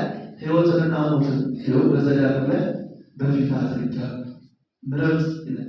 እንደገና ሲያቀርብ ደግሞ እሳትንና ውሃን እንጂ ወደ ፈለገው ምክንያቱም ሁላችን እኛ ባልናለን ለእርሱ የሚቀርበት የሚጎድልበት ምንም ነገር የለም ማለት ነው። የተጠራንና የተመረጥን ሁሉ ወደ መንግስተ ሰማያት ባንገባ ለእርሱ የሚቀርበት ምንም የሚጎድልበት ነገር የለም። ብንገባ ሁላችን ብናመሰግነው ለእርሱ የክብር ካባ አንደረምለት። የምንከብረው እኛ ስናመሰግነው በእርሱ ላይ እምነታችን የጸናና የበረታ ሲሆን ስንቀድሰው ስሙን ስንገዛ ስጋችንን ስንቀጣ የምንከብረው እኛ ዋጋ የምናገኘው በምድር ሆነ በሰማይ የምንባረከው እኛ ማለት ነው። እና የእግዚአብሔር ስራ ያለው የሕይወታችን አንድ ነው። ወደ ኢያሪኮ እንመለስ። ጌታችን መድኃኒታችን ኢየሱስ ክርስቶስ ደቀ መዛሙርቱንና ብዙ ሕዝብ አስከትሎ ከገሊላ ወደ ኢየሩሳሌም እየወጣ ነበር። እንግዲህ ኢየሩሳሌም ከፍተኛ ቦታ ግን ወደ ገሊላ ስትሄዱ ዝቅ እያላችሁ ነው የምትሄዱ። በተቃራኒ ደግሞ ለምነቱ በየሰሜን እስራኤል ሰሜን ሀገረ እስራኤል ለምን ቀዝቀዝም ያለ ነው። ደቡቡ ደግሞ እንደገና ትንሽ ሞቅ ያለ ነው፣ ለምነትም የለውም። ሆኖም ግን ኢየሩሳሌም ከፍተኛ ቦታ ላይ ያለው ኢየሩሳሌም ማለት ቤተ መቅደሱ ቅድስቷ ከተማ ማለት ነው። ቅድስቷ ከተማ እና እዚሁ የማርቆስ ወንጌል ምዕራፍ 10 ቁጥር 32 ላይ ወደ ኢየሩሳሌም ሊወጡ በመንገድ ነበሩ። ኢየሱስም ይቀድማቸው ነበርና ተደነቁ። የተከተሉትም ይፈሩ ነበር። በጣም ይቀድማቸው ነበር። በምንድን ነው የሚቀድማቸው? እየተባሰ ነው። በመባባያ በምናምን ነፋስ ላይ ሆኗል፣ መብረቅ ላይ ሆኗል፣ ደመና ላይ ሆኗል። በእግሩ ይጓዝ ነበር። ይወዳል እኔና እናንተን ለማዳን በዚህች ምድር ላይ በተገለጸ ጊዜ ስለኔና ስለ እናንተ ደከመ፣ ተራበ፣ ተጠማ። በረሃውን ሸለቆውን አቋርጦ ኃጥአንን ፍለጋ ይሄድ ነበር። ከኢየሩሳሌም ወደ ገሊላ፣ ከገሊላ ወደ ናዝሬት፣ ከናዝሬት ወደ ገሊላ ይመላለስ የነበረው ለመዝናናት ይመስላል፣ እኛን ሰዎች ለማስተማር። ከሰማይ ሰማያት የወረደው መድኃኒታችን ኢየሱስ ክርስቶስ ለራሱ ጥቅም አይደለም፣ ለእኛ የዘላለም ሕይወት ጥቅም ነው። ለእኛ የዘላለም ደስታ ጥቅም ነው። እና ኢያሪኮ ደረሱ። ኢያሪኮ ደግሞ ሁላችሁ እንደምትሰሙት በዓለም ላይ በጣም ዝቅተኛ ስፍራ ላይ ያለች ከተማ ነው። በጣም ሞቃት፣ በምስራቅም ተራራ ነው፣ በምዕራብም ተራራ ነው፣ በሰሜንም ተራራ ነው። ዝቅተኛ ስፍራ ላይ በጣም ዝቅተኛ ስፍራ ላይ ያለች ሞቃት ነው። እና ያንን አቋርጠው ይወጡ ከኢየሩሳሌም ወደ ኢያሪኮ መጡ። ቁጥር 46 ከደቀ መዛሙርቱ እና ከብዙ ሕዝብ ጋር ከኢያሪኮ ሲወጣ ማን? ኢየሱስ ክርስቶስ። እና ይህ በርጤሜዎስ፣ በር ማለት ልጅ ማለት ነው። ጤሜዎስ ማለት አባቱ፣ በር ልጅ ነው በዕብራይስጥ ማለት ነው። በርተሎሜዎስ በር ልጅ ማለት ነው። እና ይህ የጤሜዎስ ልጅ ዓይነ ስውር ነው። ኢያሪኮ መውጫ በሯ ላይ መንገድ አለ። ዋናው መንገድ ወደ ኢየሩሳሌም መውጫ እዛ ላይ ቁጭ ብሎ ይነበረ እና ጫጫታውን ይሰማል። የሕዝብ ጫጫታ። ማን ነው ብሎ ጠየቀ። የናዝሬቱ ኢየሱስ ነው ማለት። ስለ ናዝሬቱ ኢየሱስ ያሰማዋል። ዕውራንን እንደሚያበራ፣ የታመሙትን እንደሚፈውስ፣ ሙታንን እንደሚያነሳ፣ ብዙ ድንቅ ድንቅ ነገሮችን እንደሚሰራ ሰምቷል። ያ የሰማው በሩቅ የሰማው ግን እሱን የሚያድነው ነገር ተመልከቱ። ቅድም ኤሌክትሪክ ገመድ ቀጠላቸዋል። ኤሌክትሪክ ገመድ ማለት ነው። ያ የሰማው በሩቅ የሰማው ጥሩ ዜና ነው። አያችሁ፣ እንደዚህ አይነት ዜና መስማት አለብን። የሚያድን ዜና ከሰዎች ጋር እኩል የሚያደርግ ከሰዎች ጋር የሚያግባባ ሁላችንም ወንድማማች እህትማማች ማድረግ የሚችል የተበተነውን የሚያሰባስብ ስለ እግዚአብሔር ማዳን ስለ ኢየሱስ ክርስቶስ ማዳን የሆነ መልካም ዜና መስማት አለ። ጥሩ ዜና ነው እና ሰምተው ሁሉ ጊዜ እንደምንላችሁ ይህች ቀን የእርሱ ቀን ናት። መድኃኒታችን ኢየሱስ ክርስቶስ ለእያንዳንዱ ለሚፈውሳቸው ተፈዋሾች ቃል ሰጥቷቸዋል። በመለኮት መርሃ ግብር፣ በሥላሴ መርሃ ግብር ዛሬ የዚህ ሰው ቀን ነው። የዚህ ሰው ተራ ይቺ ጊዜ የእርሱ ጊዜ ናት። ይህንን ጊዜ በከንቱ ማሳለፍ የለበትም። ካልፈጠን ይብላችሁ መፍጠን በስጋ ብቻ ነው፣ በነፍስ በመንፈስ ነው። በመንፈስ እጅግ ከዘገየ ለዘላለም አይነ ስውር ሆኖ ይቀራል። መዘግየት የለበትም። አሁን እሱ ይህንን አውቋል። እዛ ሳንቲም እየለበን ነው። ብዙ ድቃቂ ሳንቲሞች አሉ። ድሪቶ ለባሽ አይነ ስውር ነው። ረዳት የለውም፣ ወገን የለውም። ወገኑ ስለ እግዚአብሔር ብሎ የሚሰጥ አማኝና የአማኝ ነገር ግን ሰብአዊነት ርኅራኄ ያላቸው ምጽዋት የሚያደርጉ ሰዎች ናቸው እና እግዚአብሔር ማለት ነው። እግዚአብሔር ግን አይረሳም ማለት ነው። እና ጠየቀ። የናዝሬቱ ኢየሱስ ነው አሉት። ዝም ማለት ከዛ ብዙ ምናልባት ሳንቲም ይሰጠኛል ብሎ መጠበቅ ነበረበት። ጊዜውን ማባከን ነበረበት። ብዙ ህዝብ ነው ድምፁን መሰማው፣ ዛሬ ብዙ ሳንቲም አገኛለሁ ማለት ነበረበት። አንዳንዶቻችን እንዲህ አለ። መንፈሳዊውን ነገር በስጋዊ ነገር፣ መንፈሳዊ እድል በስጋዊ እድል የምንለውጥ የምናባክን፣ መንፈሳዊ እድላችንን የተሰጠንን የመንፈሳዊ እድል ጊዜ በከንቱ የምናሳልፍ፣ በስጋዊ እድል ለውጥን የምናሳልፍ። እሱ እንደዛ ማድረግ አልፈለግም እና በመንገድ ዳር ተቀምጦ ነበር። እየለመነ ነው፣ ሌላ ስራ የለው።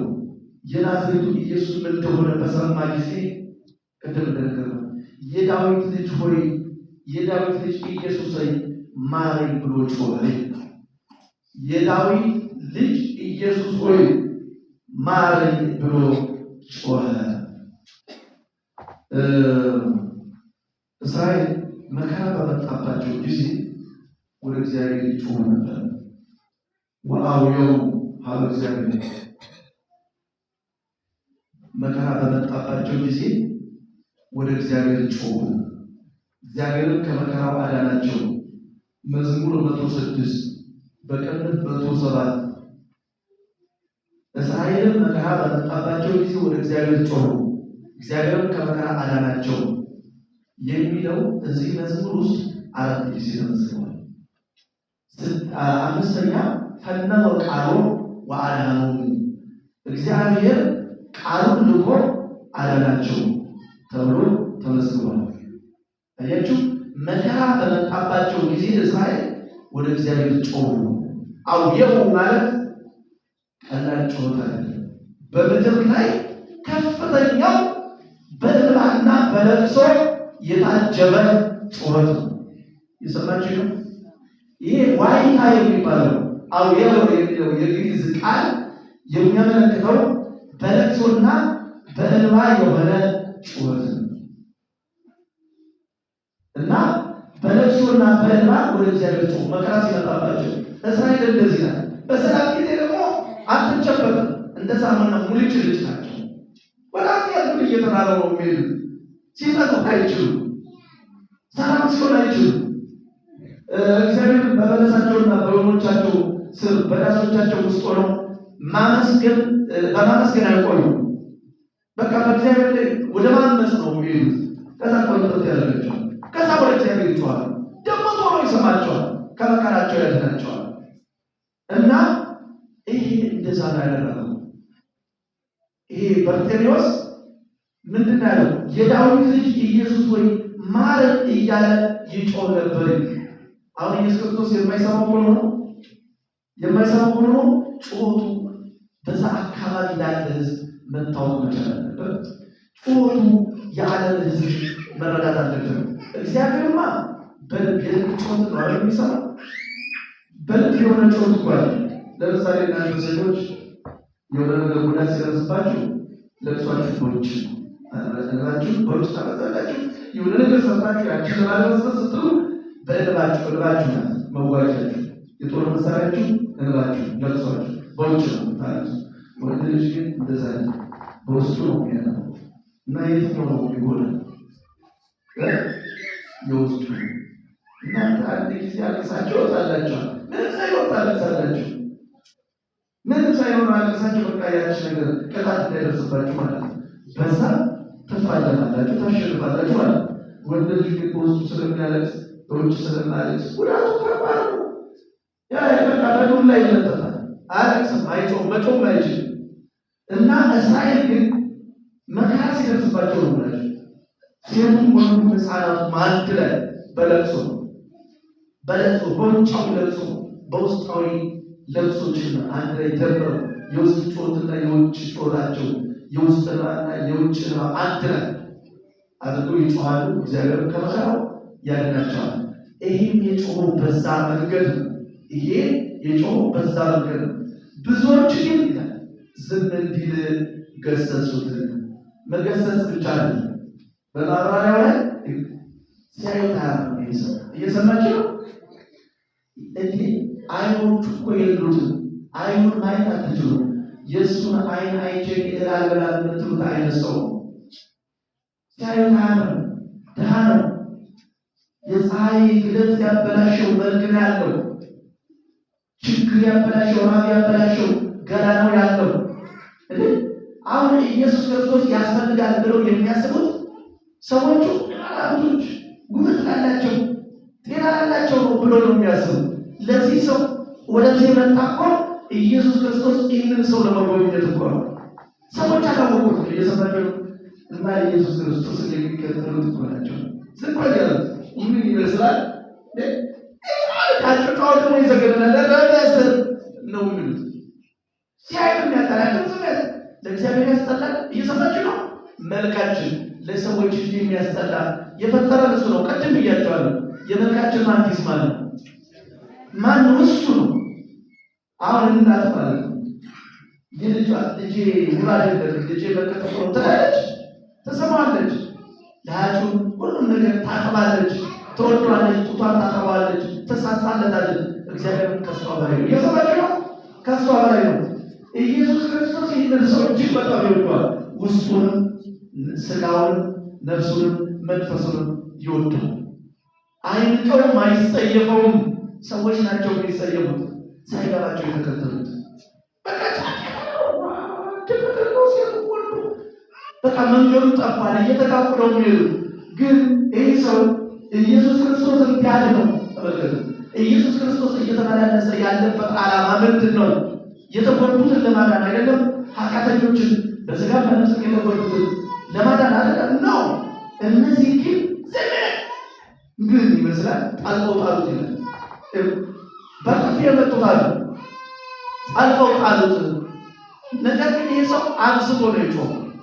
አንስቶ ከዛ በኋላ ይውላቸው ሰዎች በእርሱ ላይ በጠላትነት እንደተነሱ ይቺ የዛሬዋን ቀን ሊያኮላሹበት ወይም በከቱ ሊያስቀሩበት ስለገባው እንደወደቀ አልቀረም። ሲጥሉትም እየጮኸ ነው፣ ወድቆም እየጮኸ ነው።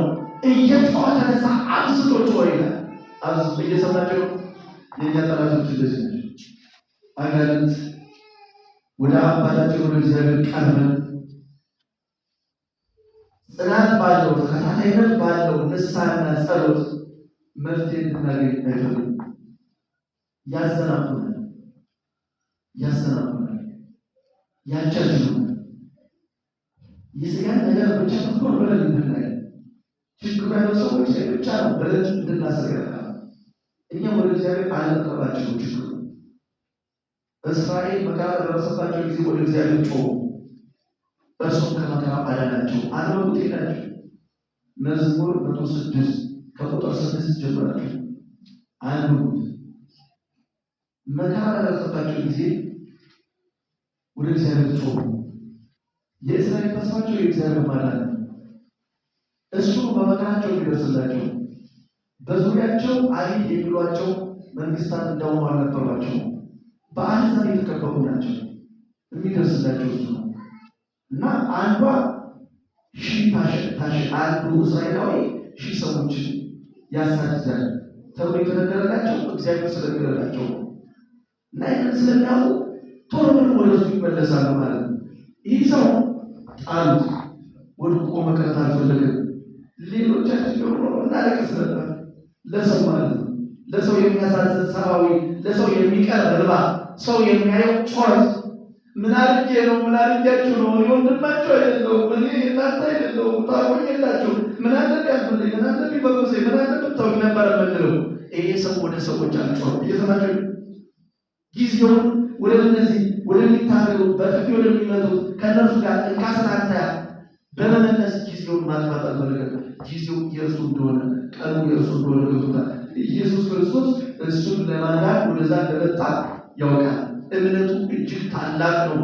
በመሰናክል የሚቆረጥ እምነት አይደለም እና መጀመሪያ ሰው በአካለ ሥጋ ወደ ኢየሱስ ክርስቶስ ከመቅረቡ አስቀድሞ በመንፈስ ወደ እርሱ ደርሷል። ኃይለኛው እምነቱ ወደ ኢየሱስ ክርስቶስ ደርሷል ማለት ነው እና አዝቶቹ ጮኸ። እነሱ ሲመጡ አዝቶቹ ጮኸ። ሲጥሉት ለምንድን ነው እንደዚህ እያሉ ሲዘፍ አዝቶ ጮኸ። ከዛ ኢየሱስም ቆመና ቅድም እዛ ጋር ወደ ኢየሩሳሌም ቸኩሏል ለመውጣት ይቀድማቸው ነበር። አሁን እንዴት ነው? ቆመ። ወደ ማን ነበር ይቀድማቸው ነበር? ይቀድማቸው ነበር ባሎች ወደ ኢየሩሳሌም ይቀድማቸው ነበር። አሁን ግን ቆመ። ይቀድማቸው ነበር። እሱ የሚከተሉት ሰው እንዴት ይፈልጋል? እሱ ግን ቀድሞ ያድናል። እሱ ለሰው ልጅ ያለው አመለካከት በጎ ነው። እሱ የሚከተሉት ግን ሳይለወጡ የተከተሉ ስለሆኑ መርዛቸውን ጨምረው ይዘው እየተከተሉ ምቀኝነታቸውን፣ ቅናታቸውን፣ መጸየፋቸውን፣ መናቃቸውን ይዘው እየተከተሉት ያሉ እነዚህ ሆናቸው እኛንም ግራ ያጋቡ። ዛሬ ለምን ክርስቲያን እንደሆኑ የማይገባቸው ክርስቲያን የሆን ነው ለማሳት ነው እንዴ? ህዝብ ለማታለል ነው እንዴ? ለመብላት ለመፍቀር ነው እንዴ? ክርስቲያን የሆን ነው እኮ ከእግዚአብሔር ጋር ለመኖር ነው። የዘላለም ኃጢአታችን በደላችን በጌታችን በኢየሱስ ክርስቶስ ደም ተሰረየልን ከእሱ ጋር በዘላለም በመንግሥተ ሰማያት ለመኖር እኮ ነው። ዋናው ዓላማው እኮ ነው። ክርስቲያን ለመሆን ባህላዊ ቀሚስ ለበሰ እንዴ? ለመስቀል የተንቆጠቆጠ ባህላዊ ቀሚስ ለብሶ የጥምቀት በዓል በዘመኑ ማለት እንደዚህ ለመሸፈን ነው እንዴ? እንደዛ ነው እንዴ? ባህላዊ ቀሚስ ባህላዊ ልብስ ለመልበስ ነው እንዴ? ያዩ ችግር የለውም ይሁን። ነጭ ለብሶ ለመታየት ለማስመሰል ይሁን ያም ይሁን፣ ግን ውስጣችን በውስጣችን ምቀኝነታችን ማረጋገጥ አለብን። ኢየሱስ ክርስቶስ ለእኛ መላችን ነው፣ ለዓለምስ ምኑ ነው? ይህ ሊገባን ይገባል። እና ይቀድማቸው ነበር ነው። በጣም ይቸኩል ነበረ። እዚህ ጋር ሲደርስ ግን ቆመ። የዚህን ሰው ጮት ሲሰማ ቆመ። አልቸኮለም። ወደዛ ወደፊት የሚሄደው እኮ ነፍሳትን ለማዳን ነው። ይህ መለኮታዊ መራግብ አለ። ያንን በመለኮታዊ መራግብ ውስጥ ያሉትን ለመፈጸም ነው የሚቸኩለው ማን? ይህንን ሰው ለማዳን ነው የሚቸኩለው ማን? የዚህን ሰውዬ አይኖች ለማብራት ነው የሚቸኩለው ማን? ኢየሱስ ክርስቶስ። ሰዎችስ እርሱን መሳብ ይፈልጋል። እንደነሱ ፍላጎት ኢየሱስ ክርስቶስ የራሱ መዳን ሴት በጣም እንጂ የለም ያስጠላል፣ ብዙ ያስጠላል፣ ምግብ ያስጠላል፣ ብዙ ዶላሽ ነው፣ ከማን በላው ላይ የሚፈለፈልበት ሰው ነው። ይሄ እንዴት ይድናል? በእነሱ አስተሳሰብ። እነዚህ ግን ማን ይቀድማቸዋል? ኢየሱስ ክርስቶስ ይቀድማቸዋል። እየሰማችሁ ይሁላችሁ። ያስተሳሰባችን እንዲህ ነው። በቃ እኛ ቻለን መንግሥተ ሰማያት መግባት ያለብን እኛ ቻለን በቃ ከታችን መሰወር ያለብን ሌሎች ሲሆን፣ ስለዚህ እኛን ማን ይቀድማል? ኢየሱስ ክርስቶስ ይቀድማል። እሱ ነፃ እሱ የሰው ልጆች ሁሉ እኩል ይወዳል። እነሱንም ለማዳን ይፈጥናል። ይቀድማቸው ነበረ። ይሄ በደንብ መታየት አለበት። ወንጌል ማርቆስ ስለምንድን ነው ይቀድማቸው ነበር የሚለውን የመዘገበው? ከእነሱ ጋር እኩል እንዴት ይሄዳል? ከመቀኛ ጋር ሰው ከሚልቅ ጋር ይሄ ሰው መዳን የለበትም ብለው ሰው ከሚጸየፍ ጋር እንዴት እኩል ይሄዳል? ኢየሱስ ክርስቶስ እሱ እኮ አይልቅም፣ እሱ እኮ አይጸየፍም። እሱ እኮ የፍቅር አምላክ ነው። እሱ እኮ ዓለምን ለማዳን የሚፈጥን ነው። እነሱ በኋላ መሆን አለባቸው። ምቀኞች በኋላ መሆን መቻል አለባቸው። ሰው የሚንቁ በኋላ መሆን አለባቸው። እነሱ ሊቀኑት አይገባም። እና ኢየሱስን ቆመና ጥሩት አለ። ከዛ በኋላ ኢየሱስ ክርስቶስ ፊቱን ወደዛ ሰው ሲያዞር ይመቱት የነበሩ ይረግጡት የነበሩ ዝም ብለው ከንፈሩን በጥፊ የመቱት በጭራሮ የመቱት ጠልፈው የጣሉት እዛ ላይ ምን ይመስላል ብለው ያወሩ የነበሩ ግምት ሁሉም ወደ እሱ ፊቱን አዞረ። ንጉሡ ወደ እሱ ፊቱን ሲያዞር ሁሉም ወደ እሱ ፊቱን አዞረ። ከዛ ኢየሱስ ይጠራል አሉት። ኢየሱስ ይጠራል አሉት። ይኸውልህ እግዚአብሔር ከእኛ ጋር ከሆነ ሞገስ የለም፣ ክብር የለም። ሁሉም አይኑ ወደ እኛ ነው የሚያደርገው፣ በጥላቻ ሳይሆን በፍቅር። ምክንያቱም አባታችን እንደሚወደን ተረጋግጧል። የአባታችን ኃይል ከእኛ ጋር እንደሆነ ተረጋግጧል። ማንም እናንተ ሊቃወም አይደለም የሚያያችሁ። በቃ ኢየሱስ ይጠራል። እግዚአብሔር ይጠራችኋል። እግዚአብሔር ለማድረግ ይጠራችኋል። እግዚአብሔር በሰገነት ላይ ከፍ ከፍ ለማድረግ ይጠራችኋል። ይህንን ሲያውቁ ጠላቶች፣ ተቃዋሚዎች አገር በግርምት ነው የሚያዩአችሁ እንጂ አይቃወሟችሁ። እናንተ ግን አስታችሁ እንደዚህ ሰው ጩሁ፣ የጸና የበረታነት ይውረድ። ይሄ ጊዜ የኛ ዛሬ ቀኑ የኛ ነጋለት እየሰማችሁ ነው። ዛሬ ቀኑ በመለኮት መርሃ ግብር እኛ ንስሐ የምንገባበት ነው። ከትኪ ምኪ አመለካከት ከሞተ የምቀኝነት የቅናት የንቀት የመጽሔፍ አመለካከት የምንወጣበት ነው። መንፈሳዊ የምንሆንበት ነው። እንዲሁ ዝም ብሎ በዘልማድ የምንመላለስበት ይህን የምናቆምበት ቀን ነው። ዛሬ ቀኑ የኔ ነው ማለት ይኖርብናል። እየሰማችሁ ነው። እና እውሩንም አይዞህ ተነሳ ይጠራል ብሎ ጠሩት። እየሰማችሁ ነው። ቆሞ ሲለምን የነበረ ሰው ጠልፈው ጣሉት። አላልኳችሁ? ወድቆ ግን እየጮኸ ነው። የወደቀውን ሰው እንዴት ይሰማል? የወደቀው ሰው ጮኸቱ እንዴት ይሰማል? የወደቀውን ሰው ጮኸቱ የሚሰማ ምድራዊ ንጉሥ የለም። አረጋግጣለን። ከወደቅ ማንም አይሰማም። ሀብት ከሌለ፣ ጤና ከሌለ፣ ስልጣን ከሌለ፣ ክብር ከሌለ ዘመዶች ሳይቀር ይረሷል። ከወደቀ ማን ይሰማል? የወደቀን የሚሰማው የለም።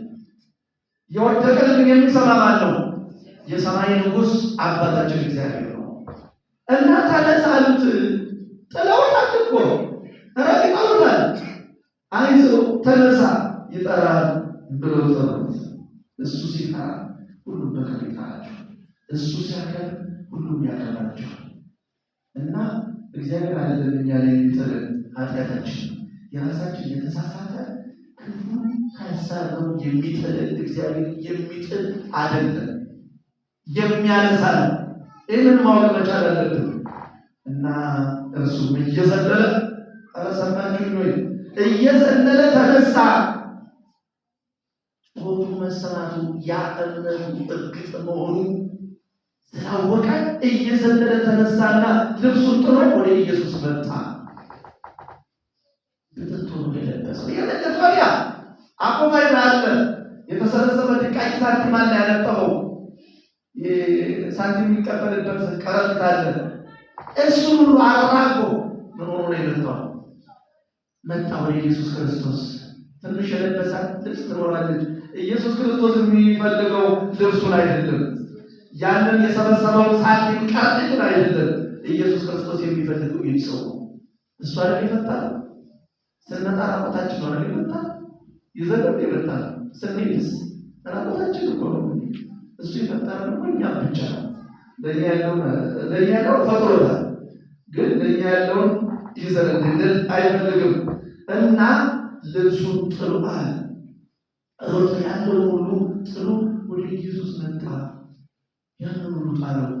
በቃ ከዛ ድርቶ ህይወት ቅማል ከቅማል ህይወት ቅማል እየተፈለበለት የሚኖር ሰው ነው።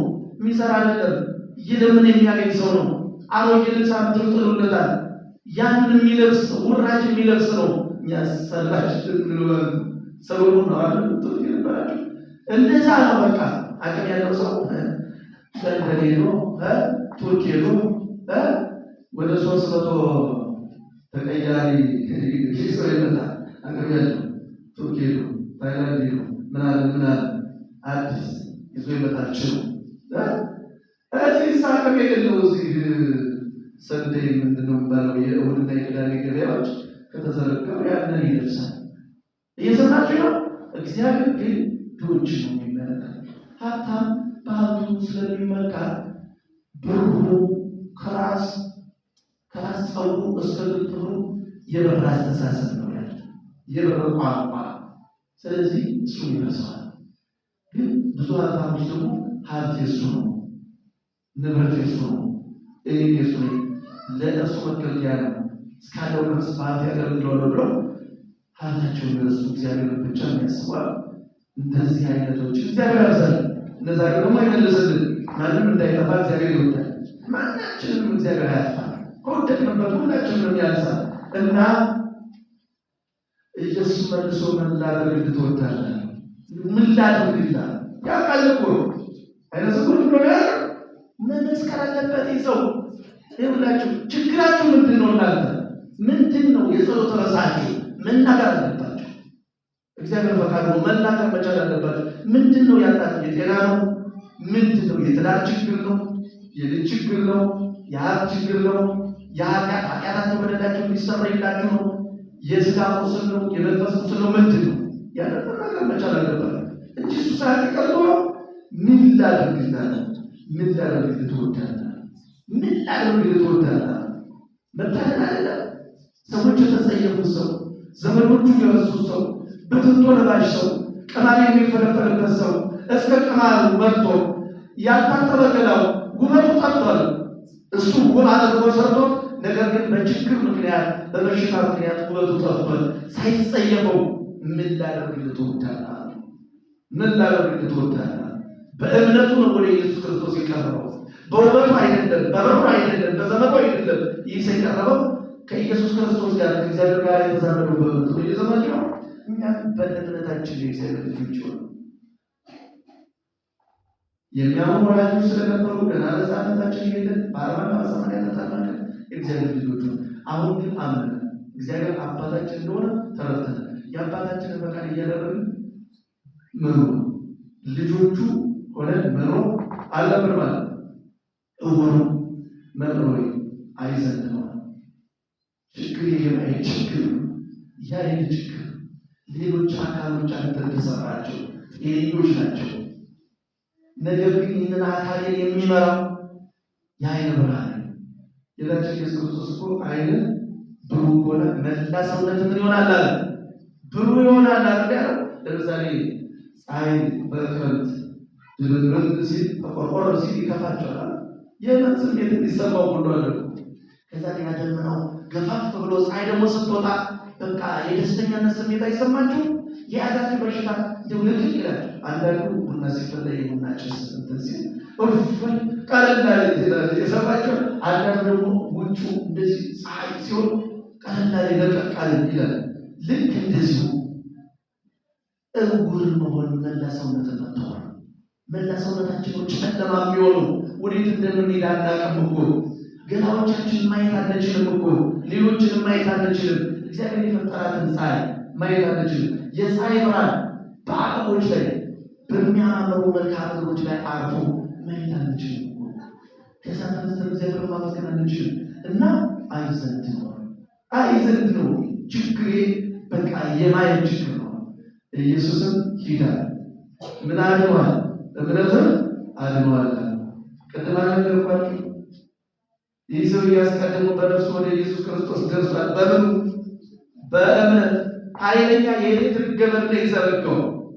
ማን አቀበለው? ያንን ስለ ኢየሱስ ክርስቶስ አዳኝነት የነገሩት ሰዎች፣ መጀመሪያ ስለ ኢየሱስ በጎ ዝና የነገሩት ሰዎች እግዚአብሔር መንፈስ ቅዱስ በዚህ ረዳው። ወደ ኢየሱስ ክርስቶስ ከዋናው ከኢየሱስ ክርስቶስ የመዳን ኃይልን የሚሰጥ ገመድ ዘረጋ። ያምኑ ነው ልብ ውስጥ ያለው የበረታ እምነት ነው። ከዛ ኢየሱስ ክርስቶስ ምን አለው? እምነት አድኗል፣ እምነት አድኗል። እኔ አድኛለሁ። እምነቱ በኢየሱስ ክርስቶስ ላይ የተመሰረተ ነው አይደል? እምነቱ ትክክል ነው። ስለዚህ እምነት አድኗል። እምነት አድኗል ማለት በተዘዋዋሪ ምን ማለት ነው? እኔ በእምነት አድኛለሁ ማለት ነው። እና እምነታችንን እንጠይቀው። አለማመን ይረዳዋል። በጌታችን በኢየሱስ ክርስቶስ ዘመን ከነበሩት አሉ አለማመን ይረዳዋል። ረዳው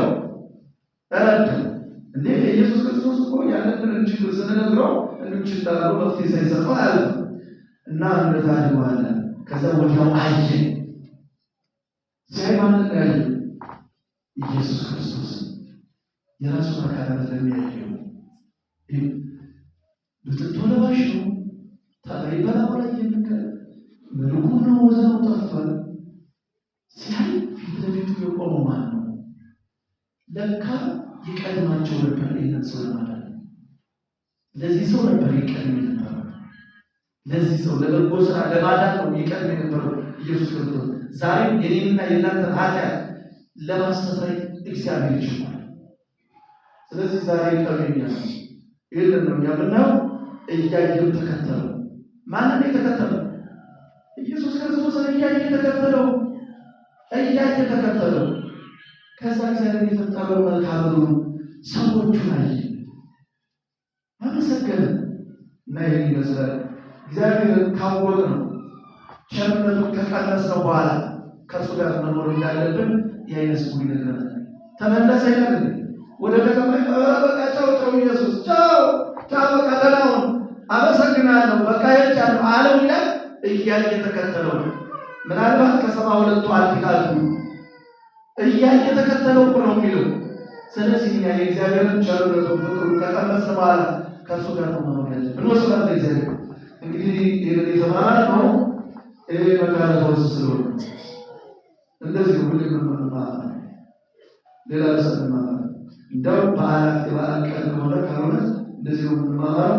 ወስራት እግዚአብሔር እስከዚህ ሰዓት ያስተማረን የመከረን የማዳኑንና የፈውሱን ኃይል የገለጸልን አምላካችን ኢየሱስ ክርስቶስ የተመሰገነ ይሁን። ይህንን ዓይነ ስውር የሥጋውን ዓይነ ስውርነት እንዳበራ የእኛንም መንፈሳዊ ዓይነ ስውርነታችንን አብርቶ ፍቅሩን ዘላለማዊ ክብሩን እንድናይ ፈቃዱን ቀናችንን ባርኮ ደህንነታችንን ጠብቆ በሰላም ያውለን።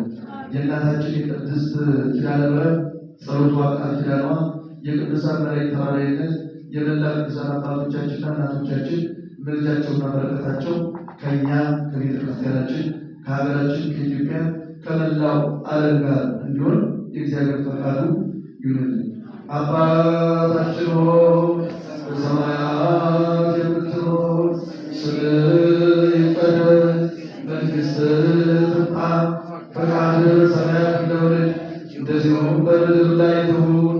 የዕለት እንጀራችንን ስጠን ዛሬ፣ በደላችንን ሁሉ ይቅር በለን እኛ የበደሉንን ይቅር እንደምንል፣ አቤቱ ወደ ፈተና አታግባን ከክፉ ሁሉ አድነን እንጂ መንግሥት ያንተ ናትና፣ ኃይል፣ ክብር፣ ምስጋና ለዘላለሙ አሜን። እመቤታችን ቅድስት ድንግል ማርያም ሆይ በመልአኩ ቅዱስ ገብርኤል ሰላምታ ሰላም እንልሻለን። በሐሳብሽ ድንግል ነሽ፣ በሥጋሽም ድንግል ነሽ። የአሸናፊ እግዚአብሔር እናት ሆይ ሰላምታ ላንቺ ይገባል። ከሴቶች ሁሉ ተለይተሽ አንቺ የተባረክሽ ነሽ፣ የማኅፀንሽ ፍሬ የተባረከ ነው። ጸጋን የተመላሽ ድንግል ደስ ይበልሽ፣ ልዑል እግዚአብሔር ከአንቺ ጋር ነውና ከተወደደው ልጅሽ ከጌታችን ከመድኃኒታችን ከኢየሱስ ክርስቶስ ዘንድ ይቅርታና ምሕረትን ለምኝልን ኃጢአታችንን ያስተሰርይልን ዘንድ አማልጅን። ለዘላለሙ አሜን። ምስጋና ይሁን ለአምላክ ለሆነ ለአብ ለወልድ ለመንፈስ ቅዱስ ዛሬም ዘወትርም ለዘላለሙ አሜን።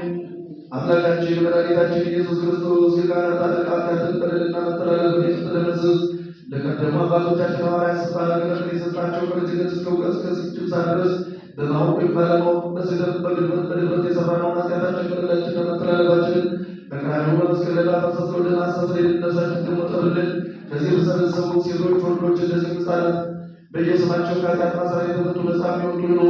እኔም እነርሱም በሰማይ መንግሥት የበቃና የተዘጋጀን እንድንሆን በስምህ 12 እግዚኦ መሐረነ ክርስቶስ ብለን እንለምናለን።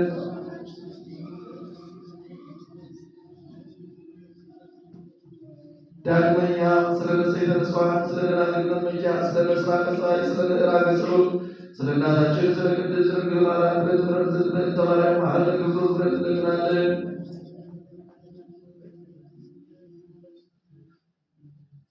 አምላካችን እግዚአብሔር ሆይ ስለ ወዳጆች ስለ አብርሃም ስለ ይስሐቅ ስለ ያዕቆብ እና ስለ እናታችን ስለ ቅድስት ድንግል ማርያም ስለ ሰማያውያን አገልጋዮች ቅዱሳን መላእክት ስለ መላ ቅዱሳን አባቶቻችንና እናቶቻችን ስለ ነቢያት ስለ ቅዱሳን አበው ስለ ቅዱሳን እማት እንደዚሁም ስለ ሰማዕታት ስለ ጻድቃን ስለ ሐዋርያት ብለን እንለምናለን። ኃጢአታችን በደላችን ሁሉ አስተስርይልን። ቀናችን በሰላም ባርከ በሰላም አውለን። ማይሰራ ኃጢአት እግዚአብሔር ይፍታ። እግዚአብሔር ይባርክ።